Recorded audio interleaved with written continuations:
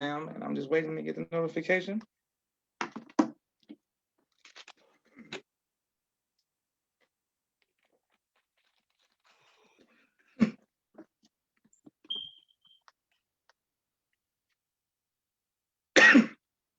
Okay, perfect. And we are live. I want to thank everyone for tuning in to a very special edition of Off the Record on the People's Podcast this afternoon. We have an incredible guest, Sister Jamilah Muhammad, one who's going to give us some information as well as inspiration. Assalamu alaikum, ma'am. Walaikum salam, sir. Sister Jamilah, they say, can you turn your camera down just a little bit so we can see you a little bit more? Okay. How about that? It's perfect, perfect, perfect. Yes, ma'am. Perfect. Okay, great. Thank everyone for tuning in and thank everyone for watching. Well, Sister Jamilah, the first thing we want to know is, first of all, I want to stress to you again that you watched me and my siblings grow up, and every time we've seen you, it's been nothing but love, and you always have a beautiful spirit. When did you first hear the teachings of the Most Honorable Elijah Muhammad, ma'am? Yes, sir. Back in,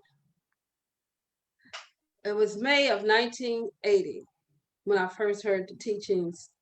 As a matter of fact, my dad, he's Muslim. He was, and he would come by and visit with me. And so this one particular time he heard, I told him how I was going to church and taking the children to get baptized and whatnot. He said, well, I got something I want you to listen to. I said, well, yes, sir. So he brought me an audio cassette tape of the Mr. Louis Farrakhan.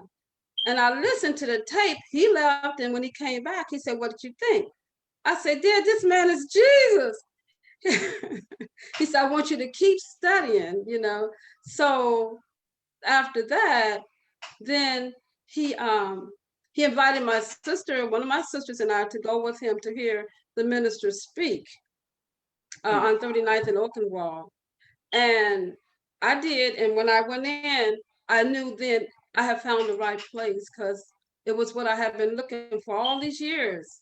I knew God had an army. I read the Revelation, and I just knew I was in the right place. So when I went in to hear the minister speak, and I turned to my sister, I said, "This is it for me. This is what I've been looking for." You know, and I said, "How about yourself?" And she says, "Well, I'm not ready for it." I said, "Okay, I am. This is it." Praise be to Allah. Okay. Beautiful, ma'am. Beautiful. Yeah. And my next question for you is, well, once you accepted, how did your parents and your family, how did they feel about that? Well, my dad, of course, he brought me to the teachings, right? So, but he always wanted to know what I thought. Did I bring you to the right place? Keep studying, dear. He called me dear. Keep studying, dear. And I would say, yes, sir. And so my mom, of course, I didn't bring you. You don't know nothing about that. You know that she refused to call me Jamila, and you know, so they gave me a very difficult time. But I understood as a result of the teachings to be patient with them because one thing I believe in, from the teachings that is the truth. And when you have the truth, then you can withstand things like that, the test of time with your family, your loved ones, because you know you got the truth. So I was able to bear with that. And I helped my mom. I said, well, Mom, I said, now, if you call looking for me, asking for grace, they're not going to answer. So I had to trick her like that. I said, so you have to call me Jamila. She says, okay, Jamala. But she got used to it. She came to Savior's Day one time with me, and she told me how at late at night she would turn on the TV, and sometimes she would find a minister. If someone show was playing the minister, and she would watch the minister. So they got kind of used to it, and so everything is just awesome now because you have to stand firm in your faith and what you know and believe to be the truth, and be the example as best you can, you know, knowing and in your conversations with them, letting them know you're not perfect. You're still trying to get over some hurdles. You know what they're going through because you've had the same experience. So you got to let them know that, you know, you've been there. I haven't forgotten where I come from, you know, but I'm striving. So, and just being steadfast, that discipline is so important.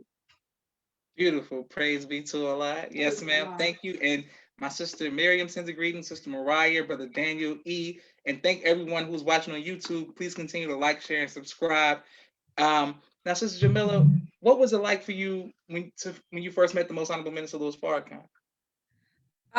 Nervous. I was a wreck.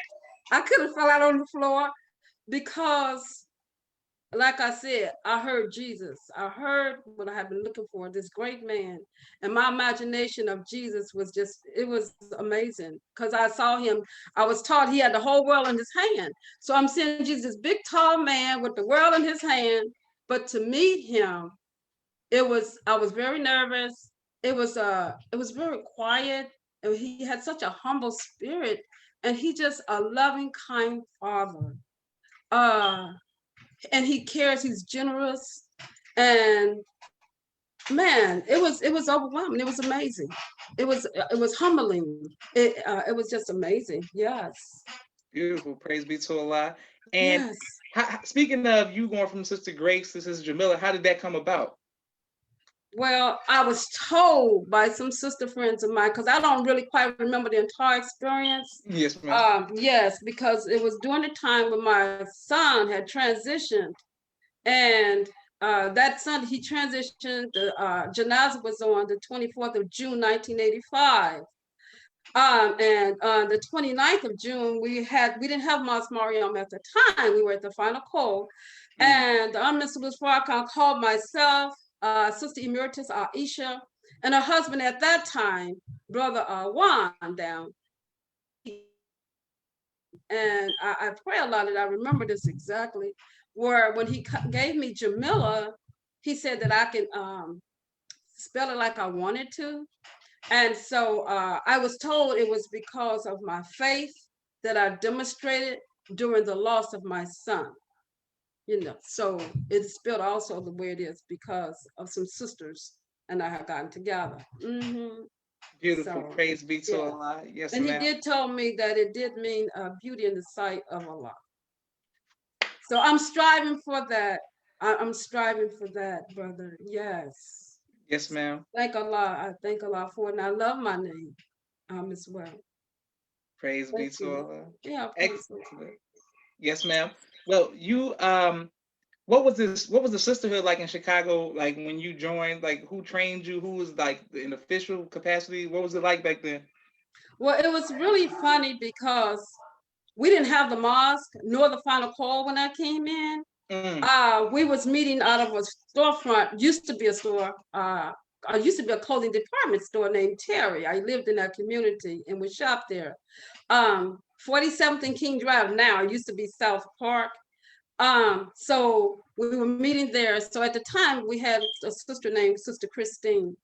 And I loved her so much because she really loved the sisterhood. And I mean, it wasn't about one person, it was about it was everyone. And she defended the sisterhood. She made sure we all had on the same colors, the dress, the food, our children was cared for, and it was about the discipline and the love of the minister, the nation of Islam. And it was so much love that was instilled in us, taught to us, and not just the teachings, but we demonstrated this. There was not even a second thought.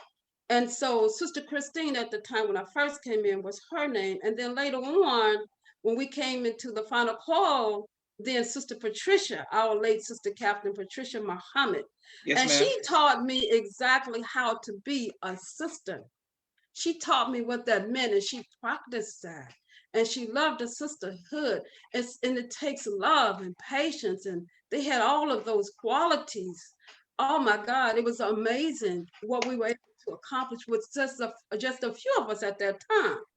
And then, of course, Sister Patricia had told us that when we got the mosque, that we would expand, we would grow apart, because so many sisters going to be coming in, it's going to be so many. So we did. And so it's been a wonderful experience. I wish every female could experience, not just back then, but today, the love. Yes. Thank you for that question. Praise Allah. Yes, ma'am. Praise be to Allah. And thank everyone who was watching and sending in love. Sister Latasha, my sister Naima, and Brother Daniel. Brother Daniel says he had a time, he had a hard time when he came into the ranks. And Sister Jamilah was very kind and beautiful. Praise be to Allah. Excellent. My next question for you, ma'am, is Mother Farrakhan. Because you work so close with the family, can you give us a view of how you see her? As a mother, she's just that. Mother Farrakhan, she's a phenomenal woman. You have to keep saying it because it's so true. Because the ministers always taught us, if it wasn't for her, he wouldn't have been the man that he is. Yes, ma'am. And we already know, and he would teach us that behind every good man, a good leader is a strong Black woman. And that's what it takes. Mother Farrakhan, wait a minute. She has been that to me, and I've witnessed so many others. Her laughter, we would go to her home and bring our children, and we would eat. Oh my God. And when she cooked the lamb, my first time ever, it just blew my mind. But she's a quiet, humble woman, but she's a mother figure. She's there for you. She's going to guide you. She's going to tell you the truth. Okay. And she's going to tell you what she see, what she think may be corrected, and that's just who she is, and she's going to look out for you. And both of them are very generous, not just finances, but their love and their spirit, their time. Is nothing that you need that they will not really give to you. I believe that from my own experience and what I see, So thank you so much for that. Praise the Lord. Praise be to Allah. Beautiful. And thank everyone for continuing to watch the People's Podcast. Thank you all for your questions. Your love. Please continue to like, share, subscribe to the People's Podcast. My next question for you, Sis Jamilah, is in all of your years in the nation, being there before there was a mosque and a Final Call building, have you ever faced fear? And if so, how have you overcome that fear? Yes, sir, I have. I have on many occasions had to face fear. Well, but I can tell you this, the way I was trained in the nation, because of the love, I have to keep standing because that's what you heard. And that's what we demonstrate, as I said. So in my travels back then with the minister, Mr. Louis Farrakhan, with our children even, there really was no fear. There was no fear. We were daring then because we believed in what we've been taught. We believed that Allah is God, and we was taught that he was there. And you read the Quran, and then we had our general orders in our sister captain, and we had to, interact with one another. So, but in my personal life outside of that, then yeah, I was challenged by some females. I'll just say this to you. My son and I was upstairs getting ready for study group one evening with my uniform on. And I lived on the second floor, and these women lived on the first floor. So I heard these women cursing the children out, and so I knocked on her door and asked us, well, what's going on? You're cursing the children, what's going on? And they were like big women. And they just got irate. So it ended up in a physical conflict, battle, whatnot. So, but I knew that I wasn't the one fighting this battle. Allah is what I felt, his experience, his power. So many occasions, brother, I'm telling you, it's amazing when you allow Allah in your life and you call on that, make that say Allahu Akbar. Yes, ma'am. That's very true. And so, but there's been a lot of occasions where there really hasn't been any fear. I'm really totally honest with you. I have to think on it. Yeah. So thank you. Thank you. And thank you all for your comments, and continue to like, share, subscribe. And Sister Jamilah, I have just a few more questions for you, but I have a quick 60-second commercial break for all of the sponsors of the People's Podcast. I want to thank everyone. Please continue to like, share, and subscribe to the People's Podcast. We are very grateful for everyone who has sponsored this month. If you all like to be a sponsor or a donor, please cash app the People's Podcast. 1 second. Here we go. Boom, boom, boom. Here we go. All right. Please cash app the People's Podcast if you want to be a sponsor or donor or have your business promoted. My brother Rashad, Street Premier Media Production. He has a 4K camera and a drone. He does television and film editing. If you need something, reach out to him. My sister Miriam, ABC I Love Me, children's book and coloring book, both of which are on Amazon. Please go out and get those. My sister Naima, Stay on Point Dance Academy, LLC. She teaches ballet virtually to young girls all across the country and in Atlanta in person in the studio. We love our tiny dancers.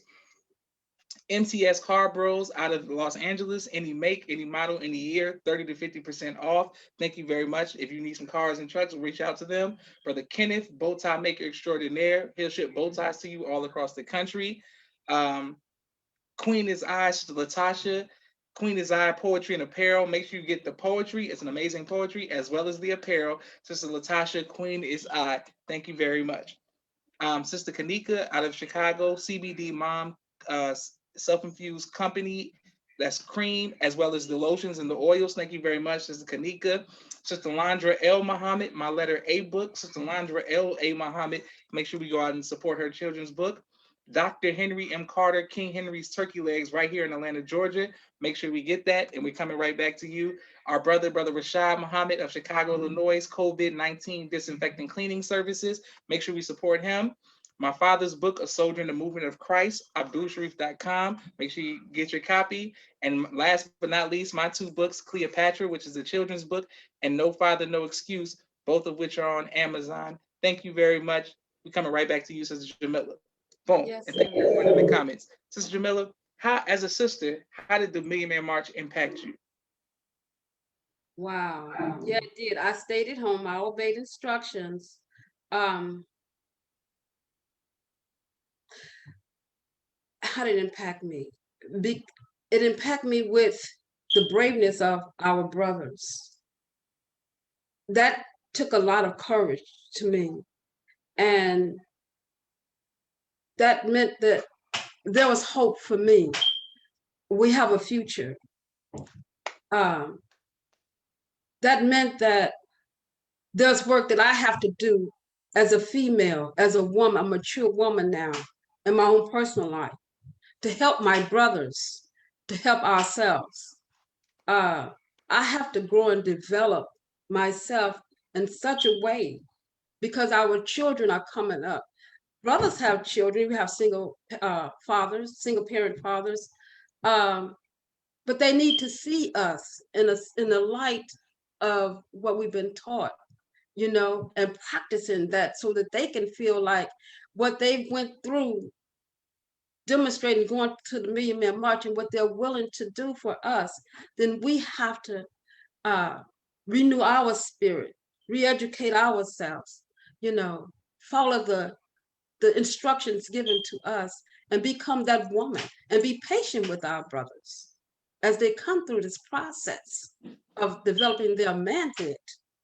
Okay, so it's going to take the woman, is what I realized, to help the brothers, to fulfill that vow that they took out there at the Million Man March.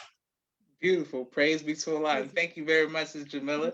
And I want to thank you on behalf of myself, my family, and the viewing audience. We want to thank you for your sacrifice and the sacrifice of your family, for we stand on your shoulders and all of the work that you've put in for all of these years. We thank you very much, Sister Jamila. Thank you very much.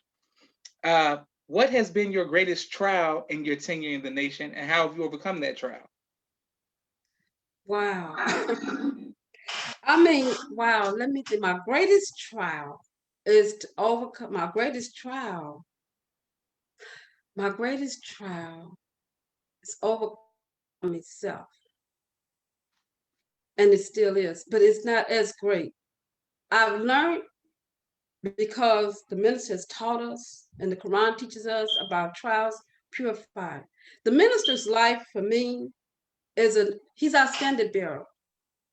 And I look at him and I always say, if he can do it, I can do it, because he's showing us how to go about doing it. But it's his faith. He told us he had to peel off the old man and Yes, take ma'am. on the new man. Yes, ma'am. That was a process for him, but it wasn't probably difficult. But anyway, we're talking about me. I'm talking so, but watching my minister and watching my mother Farrakhan, they are the examples of that. We can come through certain things in our lives, and he has given me the study guides, man, his life, and so as I come through my trials, initially, when I was first getting started in the nation, man, I used to be in a valley of decision. I didn't know if I was making the right decision. I was spooky. I didn't know if I was making the wrong decision. But I knew this, that the minister said, Allah loves me. And I knew this, that trials purify. And I knew this, that I would lean on Allah, he says. Let the believer lean on him, call on him, and he will pull you through. And the minister has taught us that, he said, a fetus is not a pretty sight. You know, he said, so, but when we coming through this purification process, we're not going to look good. So what I'm saying is that there was no shame. It was difficult for me because I had to sit back and think and make sure I'm thinking right, do the right thing. Yes, ma'am. Learning myself is the hardest trial. But now those trials is not as hard as they used to be because I've come to learn that I do love Allah, and I realize he is my only reality and he who I owe my allegiance to. So I look for nothing and no one else from anyone. And again, I strive hard to follow the minister's guidance, his teachings. And the minister said this to me, to us in Detroit. He said, concentrate, observe, obey, love God with all your heart, mind, and soul, and do unto others as you would have done unto you. And we have that in our rules. So learning self, doing all those things, it's been a great trial. Yes, ma'am. Well, praise be to Allah. Well, thank you for your honesty and your transparency. What has been your greatest joy in your tenure in the nation? Coming into the reality of God. You know, it's amazing. It's something that's very difficult to explain because it was something that was taken from us years ago, of course. And now to be able to realize it, see, it's one thing to have some knowledge, it's another thing to practice. And then there's the other thing to become a part of it. So to believe that Islam has established itself in me because of the response that I get and because of the maturity now, I'm more of a moral and a mature woman, you know, than before I came into the nation. Yes, so ma'am. That's a joy, and it's a joy to be in the company of the minister, the believers. My God, I can attest to that as well. The Quran said Allah and he and the believers are our best friends. And in so many ways, through thick and thin, 41 years. It's just been amazing. So just striving to live the life of a Muslim and striving to be the example brings me so much. When I can show the world what the minister has made. And one of our young sisters said, and I believe one of our young sisters said on the roster, she said, the Caucasian make devils and Allah make gods. You know, man, I'm striving for that. And it's beautiful. Thank you. Praise be to Allah. Well, what do you do for fun, Sis Jamilah? Okay. Well, I'm fascinated with the teachings. I enjoy traveling. I enjoy dancing. I do. Okay. I love the study group circles. Yes, ma'am.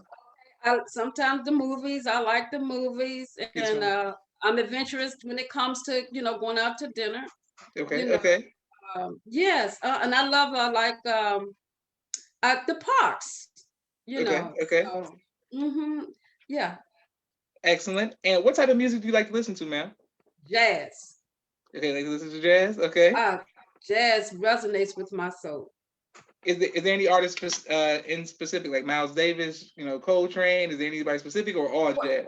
Well, thank you for calling the roll because I need that help. So you just got your answers. There's so many, to name a few. Thank you. Yes, ma'am. How have you sustained your faith for so many years, and what advice would you give to the future generations coming after you for us to sustain our faith as well, ma'am? Well, we come in with a foundation. I came in seeking God, and I found him because it resonated with me. And the Bible teaches us In the beginning was the Word, and the Word was with God, and the Word became God, and the Word dwelt among men. Well, we know the Word has to be flesh. Okay, so when Master Father Muhammad came, he came with the truth. And that truth is the knowledge of ourselves, our adversary, and our God. He came with that word. He Yes, ma'am. came with the revelation. And with that truth, John 8 says, uh, my people are destroyed for the lack of knowledge. Yes, ma'am. Know the truth, and the truth will set you free. That's John 8. But Hosea said, my people are destroyed for the lack of knowledge. So with all his knowledge and his word, his revelation going on, and if you know your history, like Muhammad said, our history best rewards our research. Yes, ma'am. Yes, ma'am. So if we know our history, we will know why we're in the condition that we're in. We will know where we're going, you see. We will know what happened to us. So to know our history is to know who we are. And so that you have to stand on. Don't let the world deceive you, because there's a lot of temptation out there that's waiting to devour you. Yes, ma'am. But stand on your faith, regardless to whom or what. We're taught to speak the truth, regardless to whom or what. But treat people the way you want to be treated, regardless to class, color, or creed. Yes, ma'am. You will be tested, because that world has so much to offer to you in terms of being locked in with the COVID-19, not being able to develop anything for ourselves now. You know, our programs the minister has put in place for us on Tuesday nights, family nights. Yes, ma'am. He's done so much and has allowed us to do so much to be free.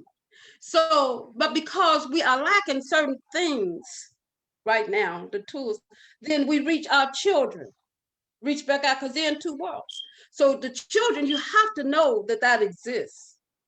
Yes, it is real. However, you said and we said that our life and death is all for Allah. Yes, ma'am. Yes, ma'am.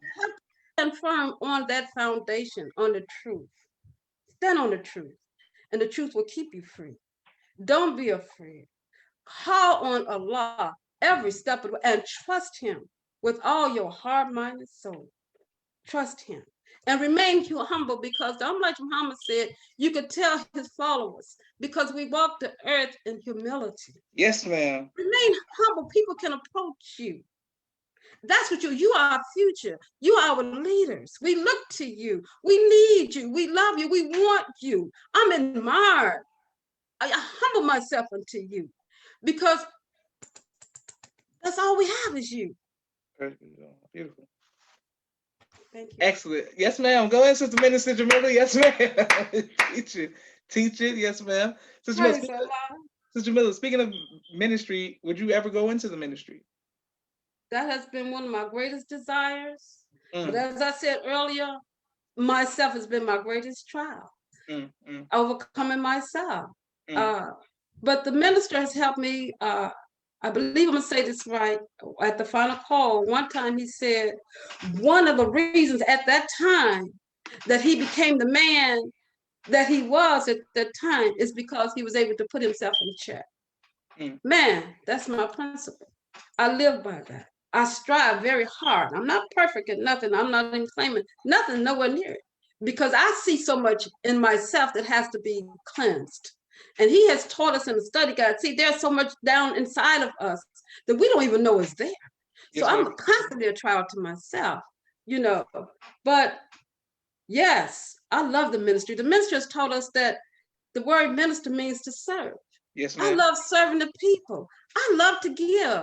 On so many, it's such a rewarding feeling. And to see him, he's taught me how to do that. So he's a philanthropist, a humanitarian. Yes, ma'am. I mean, wow. He gives. He gives.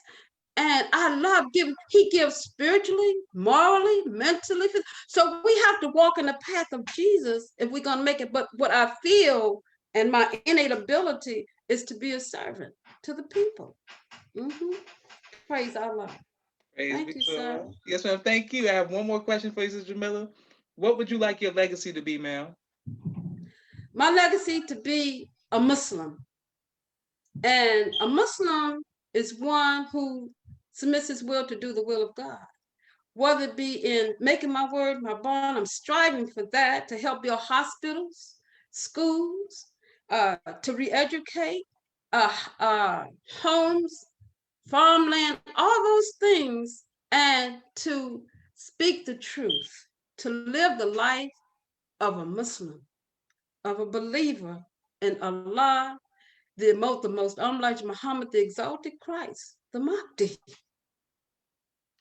So I'm Mr. Louis Farrakhan, who is, and I have witnessed, the warner, the counselor, and he is the Messiah in our midst. Yes, ma'am. Allahu Akbar. I believe that, and that's what I desire. I will that. That's my greatest desire. Yes. Praise be to Allah. Sister Jamilah, your energy is beautiful, and you're inspiring us and everybody who's watching. We can't wait to put this on YouTube so people can continue to be inspired by you as well. Sister Jamilah, I look forward to, inshallah, once the pandemic is over, getting to see you in person again, so I can have more questions for you in person and get to bug you and talk your ear off, so you can give me some great counsel. I thank you for your spirit. My family and the viewing audience thanks you for your energy as well. I want to thank everybody for watching. This is Joshua Leonard Muhammad signing off for the People's Podcast. Assalamu alaikum, ma'am. Walaikum salam, sir. Thank you so much. Thank you very much. Praise Allah.